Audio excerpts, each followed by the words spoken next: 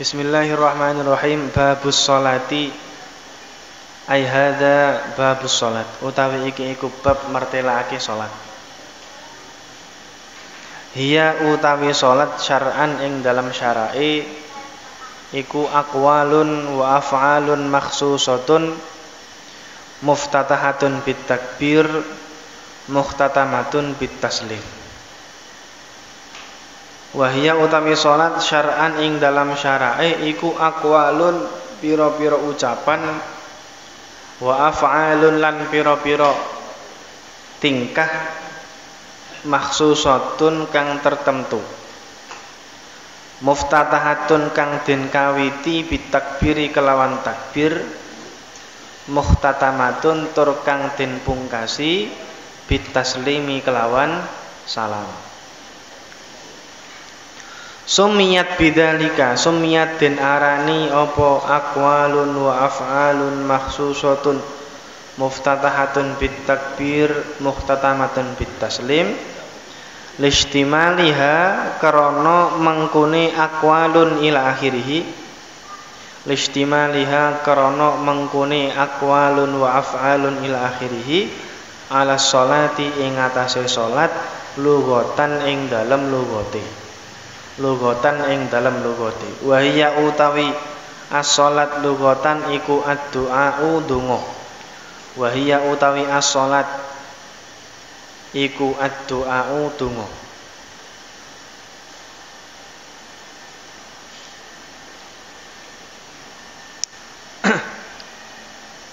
Babus shalah, bab menjelaskan tentang salat. Hiya syar'an, jadi salat dalam arti syariat, salat dalam definisi syariat adalah aqwalun wa af'alun, ucapan-ucapan atau bacaan-bacaan, wa af'alun dan perbuatan-perbuatan atau tingkah makhsusatun yang tertentu. Jadi ucapan dan perbuatan yang tertentu. Muftatahatun bit takbir, yang dimulai dengan takbiratul ihram, muhtatamatun bit taslim, dan diakhiri dengan salam. Itu salat. Salat itu apa? Kalau ditanya, salat itu ya ucapan dan perbuatan tertentu yang dimulai dengan takbiratul ihram dan diakhiri dengan salam. Nah, itu. Summiyat bidzalika, kenapa kok perbuatan kita takbir, ruku, i'tidal, sujud itu dinamakan salat? Alasane listimaliha ala sholati lughatan. Karena seluruh perbuatan salat itu tercakup dalam artian salat secara bahasa. Karena salat secara bahasa artinya adalah doa. Nah, ketika digunakan syariat, maka doa itu lebih dikemas. Dimulai dengan takbir, diakhiri dengan salam, ada ucapan, ada bacaan-bacaan, ada perbuatan. Nah, itu. Wal mafrudatu al-ainiyatu khamsun. Wal mafrudatu utawi pira-pira salat kang den fardhoake al-ainiyatu kang bangsa ainiyah iku khamsun 5 fi kulli yaumin ing dalem saben-saben dina walailatin lan wengi. Wa ma'lumatun minad dini bid darurah, wa ma'lumatun lan kang den maklumi lan kang den ngerteni minad dini saking agama bid darurati kelawan mesti. Al mafrudatul ainiyah, salat fardu ain. Jadi fardu itu ada dua, ada fardu ain, ada fardu kifayah. Nah, salat fardu ain wal mafrudatul ainiyah, salat fardu ain khamsun, jumlahnya 5. Ya, mulai dari apa? Salat zuhur, asar, maghrib, isya, subuh terakhir. Fi kulli yaumin wa lailatin, setiap sehari semalam kita wajib melaksanakan sholat 5 waktu. Nah, Kenapa kok mulainya dari zuhur? Karena dulu ketika Rasulullah Isra wal Mi'raj turun ke bumi, ketika di pagi hari beliau belum diajari tata caranya sholat. Sehingga pertama kali sholat yang dilakukan oleh Rasulullah adalah apa? Sholat zuhur. Wa ma'lumatun minad dini bid-darurah. Dan sholat ini merupakan suatu hal yang pasti diketahui di dalam agama ini bid-darurati, dengan pasti. Jadi namanya orang Islam, ciri khasnya itu pasti sholat. Nah, itu udah merupakan ciri khas. Jadi kamu ngapain masuk agama Islam? Ya, pasti dalam bayangannya itu ya setiap hari sholat 5 waktu. Itu sudah maklum bid-darurah. Jadi ada maklum yang bid-darurah, ada yang maklum bi ghairid darurah. Yang bid-darurah itu berarti dia langsung paham, itu namanya bid-darurah. Kalau masih perlu mikir itu namanya maklum yang ghairud darurah. Contohnya seumpama ada soal, pertanyaannya mikir ya. Ini apa saja sunnah sholat itu, mikir. Ini namanya maklum yang ghairud darurah. Tapi kalau maklum darurah itu ya dia langsung paham. Kalau Islam ya sholat, puasa itu maklum. Ya, jadi agama lain pun tahu kalau Islam itu ya harus melaksanakan sholat. Nah, itu.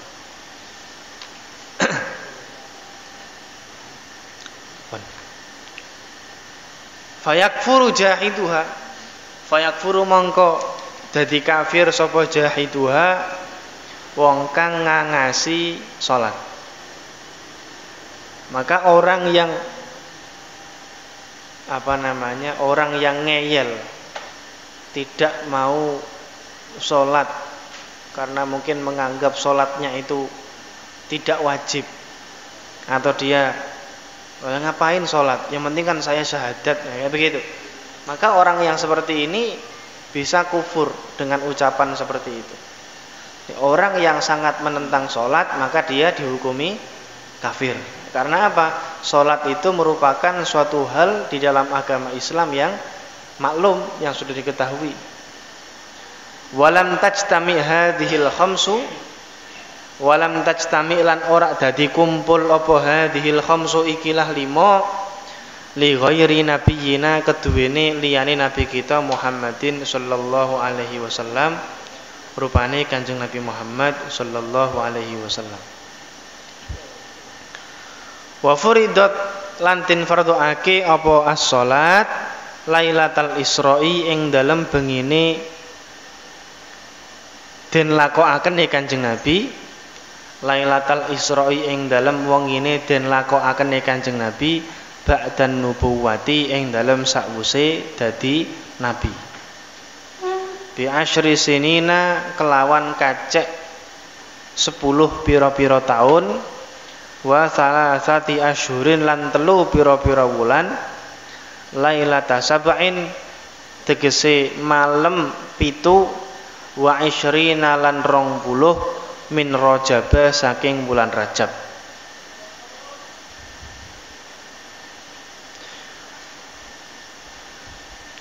Walam tajibulan ora dadi wajib, walam tajibulan durung dadi wajib apa subuhu yaumi tilkal lailati, subuhe dinane mengkono-mengkono wengi.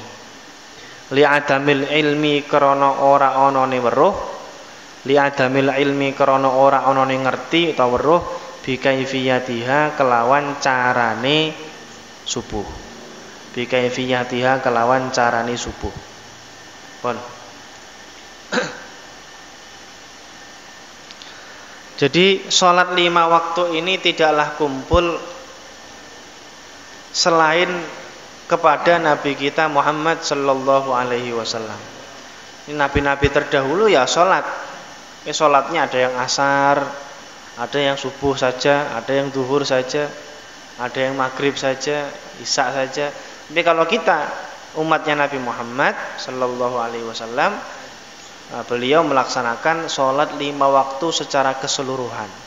Kalau nabi-nabi terdahulu hanya 1 waktu. Nah, di sini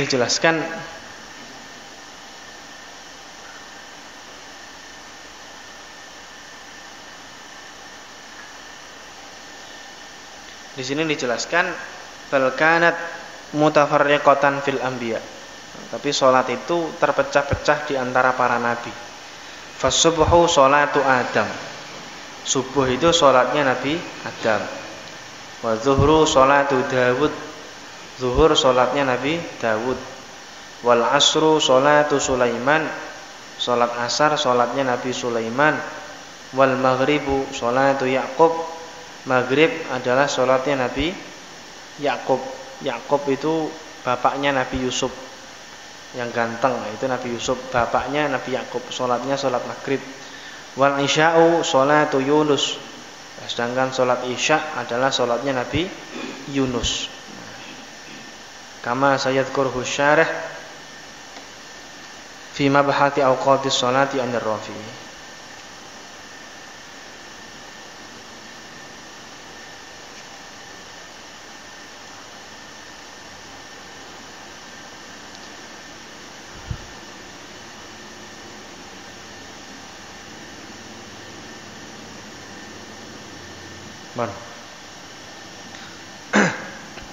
Jadi sholatnya Nabi kita Nabi Muhammad sallallahu alaihi wasallam itu mengumpulkan sholatnya nabi-nabi terdahulu. Wa furidat lailatul Isra, dan sholat wajib difardukan oleh Allah tatkala Rasulullah diperjalankan oleh Allah dari Masjidil Haram ke Masjidil Aqsa. Itu Isra, kalau Mi'raj ke atas, ya kan? Isra. Jadi Isra mulai diwajibkan, Lailatul Isra. Ba'dan nubuwah, setelah Rasulullah diangkat menjadi nabi. Rasulullah diangkat menjadi nabi ketika beliau berapa umur? 40 tahun. Bi asyri sinina wa thalathati asyurin. Lah, ketika Rasulullah diangkat menjadi nabi umur 40, 10 tahun kemudian, 10 tahun 3 bulan ya, setelah diangkat jadi nabi, 10 tahun 3 bulan setelahnya Rasulullah mendapatkan perintah untuk melaksanakan sholat 5 waktu. Atau yang lebih tepatnya, beliau mendapatkan perintah sholat itu ya Lailata Sab'in wa asyrina min Rajabah. Beliau diperintahkan Allah untuk melaksanakan sholat tanggal 27 Rajab. Rajab, Sya'ban, Ramadan. Nah, ini biasanya yang kita peringati dengan Isra wal Mi'raj. Jadi Isra wal Mi'raj itu perlu terus dibahas tahunan.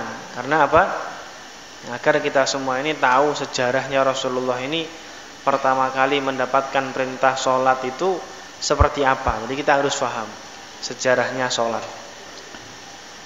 Di kejadian-kejadian yang luar biasa yang dialami Rasulullah, yang mana Rasulullah diperjalankan oleh Allah, ya kan? Subhanalladzi asra bi 'abdihi lailan minal masjidil harami ilal masjidil aqsal ladzi barakna haulah. Jadi Rasulullah itu mengalami kejadian yang luar biasa. Beliau diperjalankan oleh Allah dari Masjidil Haram Mekah ke Masjidil Aqsa, yaitu di mana? Palestina. Nah, terus setelah dari Masjidil Aqsa beliau naik yang namanya Mi'raj, ya, ke mana? Sidratul Muntaha, dan beliau bertemu dengan Allah juga, dibuka hijabnya. Bukannya Allah di langit, tidak. Pada waktu itu hijabnya Rasulullah dibuka sehingga bisa bertemu dengan Allah dan berbincang-bincang, yang mana pada waktu itu pertama kali ketika Rasulullah bertemu dengan Allah, Rasulullah mengatakan at-tahiyyatul mubarakatus sholawatu lillah. Jadi at-tahiyyah niku rerebo niku apa? Penghormatan yang diberkahi, at-thayyibat yang baik, lillah, untuk Allah. Nah, terus Allah menjawab Assalamu alayka ayyuhan nabiyyu wa rahmatullahi wa barakatuh. Keselamatan atasmu wahai Nabi dan rahmat Allah. Kemudian Rasulullah pun tidak berbangga diri, tapi ketika Rasulullah mendapatkan doa dari Allah, langsung Rasulullah juga mendoakan umatnya, yaitu assalamu alaina wa ala ibadillahis shalihin. Keselamatan atas kami ya Allah dan hamba-hamba Allah yang soleh-soleh. Jadi kalau orang itu orang yang soleh, kalau kita termasuk golongannya orang yang soleh, maka kita terus mendapatkan doanya orang seluruh dunia. Nah, itu. Karena setiap orang sholat pasti membaca assalamu alaina wa ala ibadillahis shalihin. Itu pasti. Jadi kita kalau kita menjadi orang yang soleh, maka kita mendoakan doanya orang seluruh dunia. Terus bagaimana caranya menjadi orang yang soleh? Menjadi orang yang soleh itu ada syaratnya satu. Wa waladin sholihin yad'ulah. Di anak soleh itu ya tandanya, cirinya dia selalu mendoakan kedua orang tuanya setiap selesai sholat. Minimal itu minimal. Jadi setiap selesai sholat dia selalu mendoakan orang tua. Mendoakan apa? Agar orang tuanya mendapatkan ampunan. Jadi astaghfirullahaladzim li wali walidayya wali jami'il muslimin wal muslimat mu'minin wa mu'minat al ahya'i minhum wal amwat, kan gitu. Ada yang ada kalanya astaghfirullahaladzim alladillah, itu biasa. Nah, tapi mendoakan pengampunan untuk orang tuanya itu di doanya, tidak di istighfarnya. Allahumma ighfir lana wa li abaina wa li ummahatina wa li ajdadina. Nah, itu doa. Tidak di istighfarnya, tapi dimasukkan ke doanya. Nah, ini dia tercatat menjadi orang yang soleh. Karena orang yang soleh itu pasti syaratnya minimalnya dia harus mendoakan orang tuanya. Ya, setiap selesai sholat itu. Nah, kalau kita selesai sholat kok kita belum pernah mendoakan orang tua, belum pernah mendoakan ampunan kepada orang tua, ya berarti kita belum termasuk orang yang soleh. Belum masuk orang yang soleh. Kalau pengen masuk golongan orang yang soleh itu setiap selesai sholatnya minimalnya dia selalu memintakan ampun ke orang tuanya, kedua orang tuanya kepada Allah Subhanahu wa taala. Nah, jadi itu sejarahnya Rasulullah ketika mendapatkan perintah sholat. Jadi Rasulullah enggak berbangga diri, tapi beliau selalu ingat umatnya. Nah, ketika dipertemukan dengan Allah pun Rasulullah ingat umatnya. Assalamu alaina wa ala ibadillahis sholihin. Ketika Rasulullah akan meninggalnya pun Rasulullah juga yang diingat umatnya. Ini luar biasa. Maka sungguh beruntung kita semua ini menjadi umat dari pimpinannya para nabi. Walaupun nabi paling terakhir secara zahir, Nabi Muhammad nabi yang paling terakhir, tapi hakikatnya beliau nabi yang paling pertama. Karena seluruh alam dunia ini, nabi, surga, neraka semuanya diciptakan karena nur Muhammad. Laulaka ya Muhammad lamma khalaqtul aflaq. Jadi andaikan tanpamu wahai Muhammad, maka saya tidak akan menciptakan dunia cakrawala sedunia seisinya ini. Nah, jadi seluruhnya diciptakan karena Nabi Muhammad. Maka sungguh luar biasa. Maka dan kita sebagai umat Muhammad, ya kita harus bangga, apalagi bulan sekarang ini bulan-bulan Maulid. Bulan di mana Rasulullah Shallallahu Alaihi Wasallam dilahirkan ke alam dunia. Jadi sungguh aneh kalau ada orang kok mempermasalahkan Maulid, kan itu. Itu Maulid itu apa? Amalan bid'ah. Rasulullah nggak pernah melakukannya. Lah, kok begitu? Lah, yang jelas-jelas pamannya Rasulullah Abu Lahab saja yang dinas dalam Al-Quran, saya selanaron zatalahab, kan gitu. Saya selanaron zatalahab. Pasti masuk neraka yang apinya itu berkobar-kobar. Itu Abu Lahab.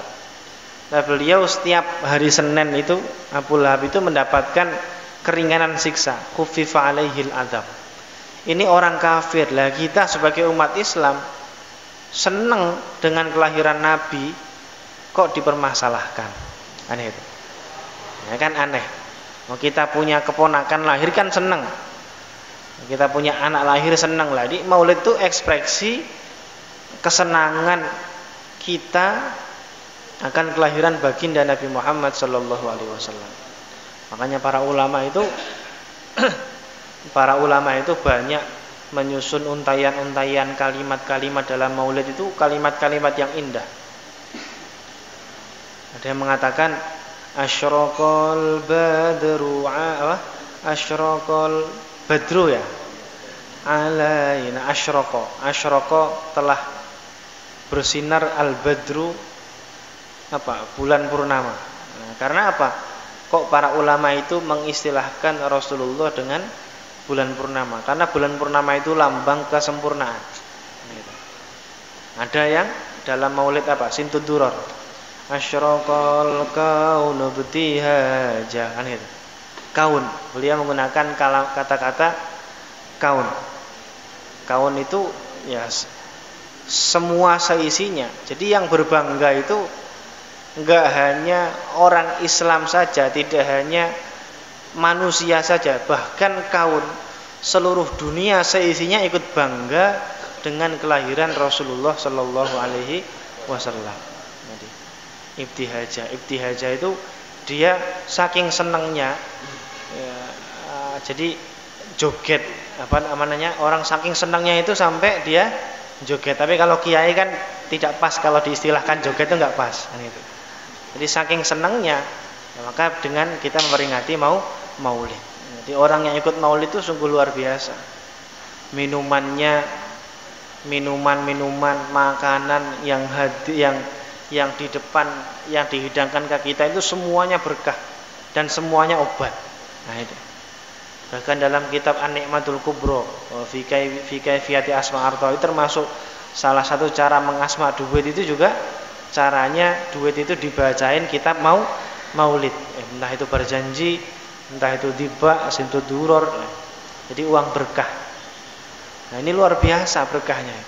Bahkan tempat yang digunakan dibacakan Maulid itu akan dikepung oleh para malaikat, dan para malaikat memintakan ampun kepada penduduk ahli tempat itu yang ikut merayakan Maulid.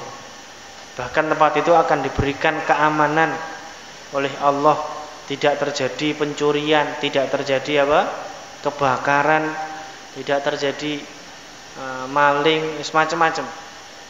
Itu karena tempat itu sering digunakan Maulid.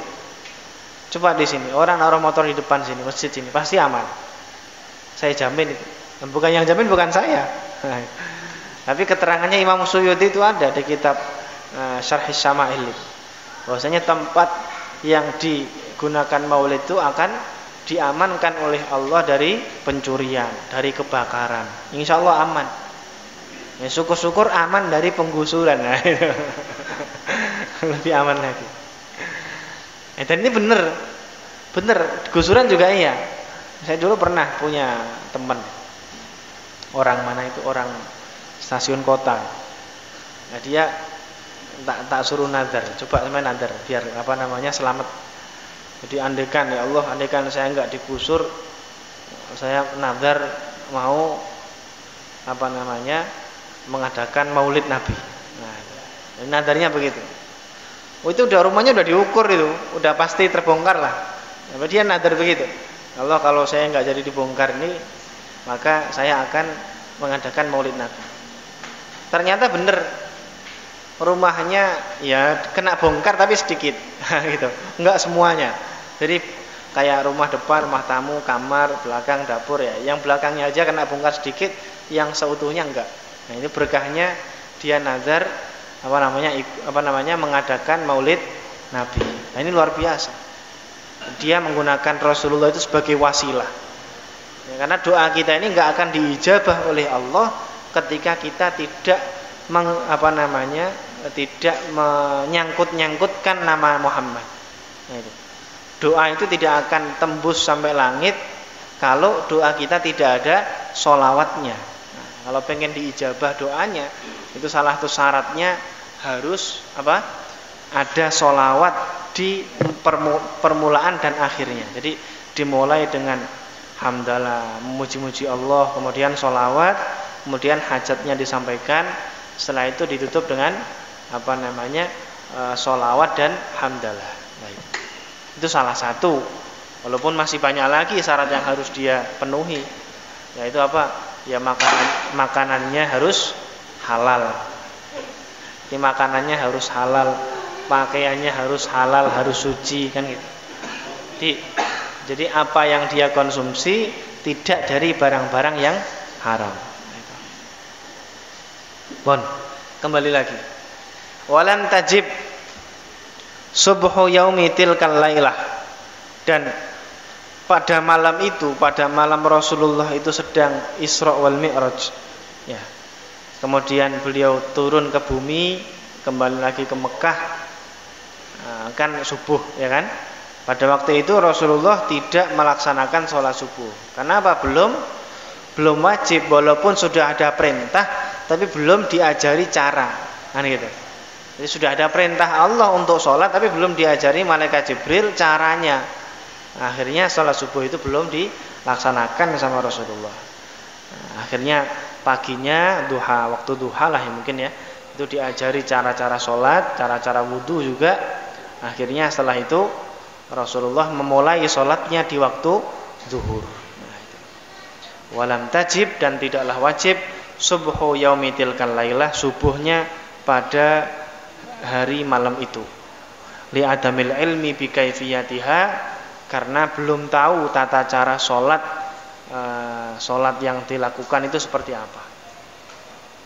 Wa innama tajibul maktubatu, angin pasti ini wajib apa al maktubatu sholat kang den fardhoake ay as-shalawatul khamsu, tegese pira-pira sholat al khamsu kang 5 ala kulli muslimin ing atase saben-saben wong Islam mukallafin kang mukallaf ay baligin tegese kang balik akilin kang anduweni akal zakarin au ghairihi, zakarin lanang au ghairihi utawa wadon utawa bapak purus.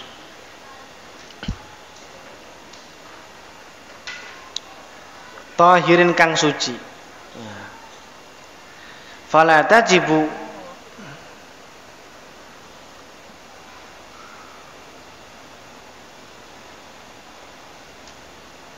ya, tahirin kang suci. Fala tajibu mongko ora wajib apa salat ala kafirin asliyin ing atase wong kafir asliyin kang asli, wasabiyin lan bocah cilik, wa majnunin lan wong kang majnun, orang yang gila, wa mughman alaihi, dan apa orang yang wong kang ayan. Ayan itu apa? Mendem ya, orang yang ayan, yang apa namanya? Badannya itu gemetaran sendiri, ayan.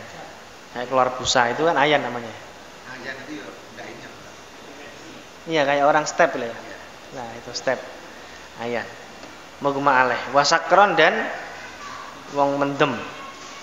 Bila ta'adin kelawan tanpa sengaja. Jadi mendem mabuk yang tidak disengaja. Bila ta'adin kelawan tanpa sengaja.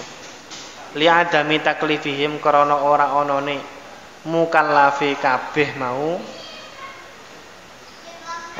kafirin asliyin sobiyin majnun mughma alaih sakron.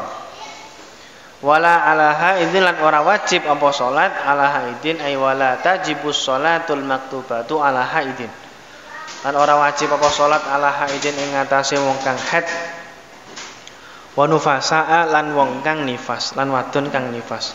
Li adami sihhatiha, karena ora onone asae salat enggak haid nufasa. Li adami sihhatiha, karena ora onone sae haid nufasa minhuma, haid nufasa salat iki. Li adami sihhatiha, karena ora onone sae salat minhuma saking karone haid lan nufasa. Wala qada'a alaihi malan ora ana qada iku maujud alaihi ma ing atase karone melarat ing atase karone haid nufasa. Bal tajib balik wajib apa salat ala murtadin ing atase wong kang murtad, pemuta'addin lan wong kang mendem bisa keren sebab pemuta'addin lan wong kang sengaja bisa keren kelawan pepeko, bisa keren kelawan mendem. Nah itu. Pun. Jadi innama tajibul maktubatu ay as-shalawatul khamsu ala kulli muslimin. Jadi salat 5 waktu itu diwajibkan oleh Allah kepada siapa? Setiap muslim. Baik muslim jin atau manusia. Pokoknya dia Islam. Mukallafin dan dia sudah mukallaf. Nah, kalau manusia ukurannya ya balik itu ya minimalnya umur 9 tahun. Dan dia kalau laki-laki pernah mimpi laki-laki atau perempuan ya, ini pernah mimpi basah atau kalau perempuan pernah haid. Nah itu ukurannya. Jadi minimalnya umur 9 tahun. Kalau seumpama kok perempuan itu keluar darah dan dia baru umur 8 tahun hijriyah, maka darahnya itu bukan darah haid tapi darah istihadah. Darah penyakit. Nah, itu. Jadi muslimin baligin seseorang yang sudah balik laki-laki atau perempuan minimalnya 9 tahun akilin dia memiliki akal. Zakarin aw ghairihi laki-laki atau yang lainnya yaitu perempuan atau bahkan orang yang memiliki 2 kelamin.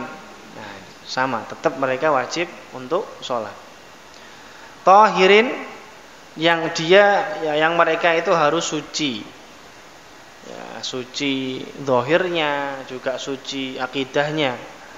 Suci zahir ya berarti pakaiannya, badannya, tempat yang digunakan untuk sholat itu harus suci. Nah gitu. Masuk batiniyahnya ya apa? Batiniyahnya ya hatinya juga harus suci. Maksudnya tidak akidahnya enggak najis.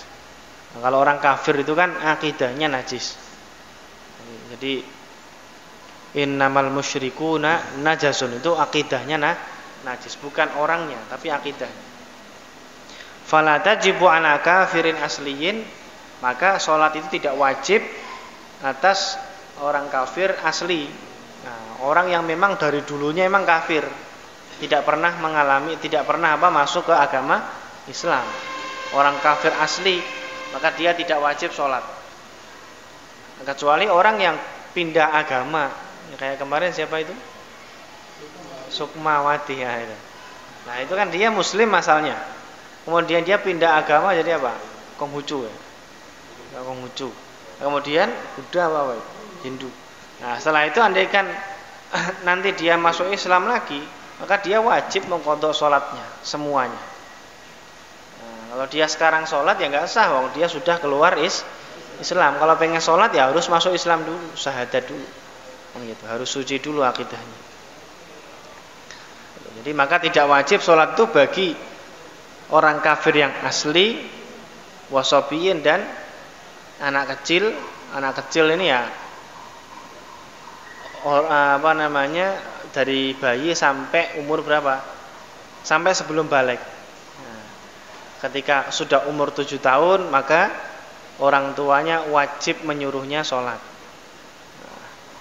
Ketika sudah umur 10 tahun kok dia meninggalkan sholat, orang tuanya wajib memukulnya. Tapi dengan pemukulan yang ghairu mubarrih, yang tidak sampai menyakiti. Kadang orang itu kalau mukul sampai jaler. Apa namanya? Jaler itu apa? Berbekas, jarum. Nah, berbekas ada birunya. Nah, itu enggak boleh kalau itu. Ini pemukulan yang apa namanya? Tidak menyakitkan. Yang menyemangati atau menakut-nakuti, nah juga bisa. Majnun, orang yang majnun, orang gila, yang tertutup akalnya, jannal lailu, majnun, itu juga tidak wajib sholat. Yang ketawa-ketawa sendiri, jalan, enggak pakai pakaian, enggak malu, ya orang majnun enggak wajib sholat.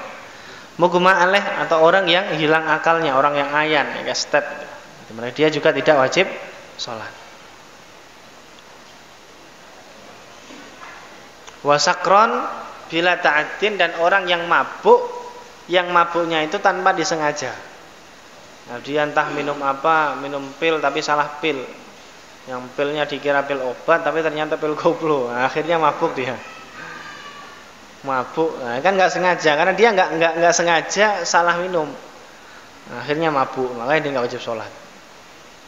Li adami taklifihim, karena pada saat itu, pada saat mabuk itu dia tidak mukallaf. Nah, itu.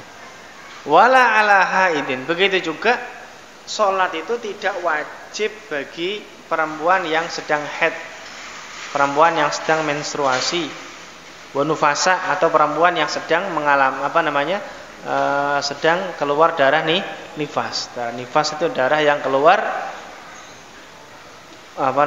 mengiringi bayi keluar. Jadi ketika orang melahirkan, perempuan melahirkan, darah yang keluar itu namanya darah nifas.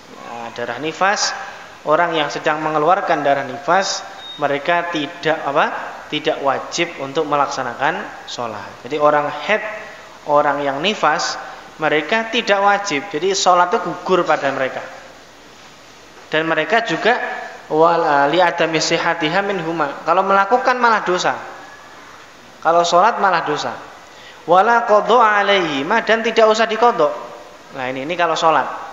Beda permasalahannya ketika puasa. Nah, kalau puasa bulan Ramadan dia haid, maka sholatnya dia tinggalkan, tidak usah mengqadha, tapi puasanya wajib diqadha.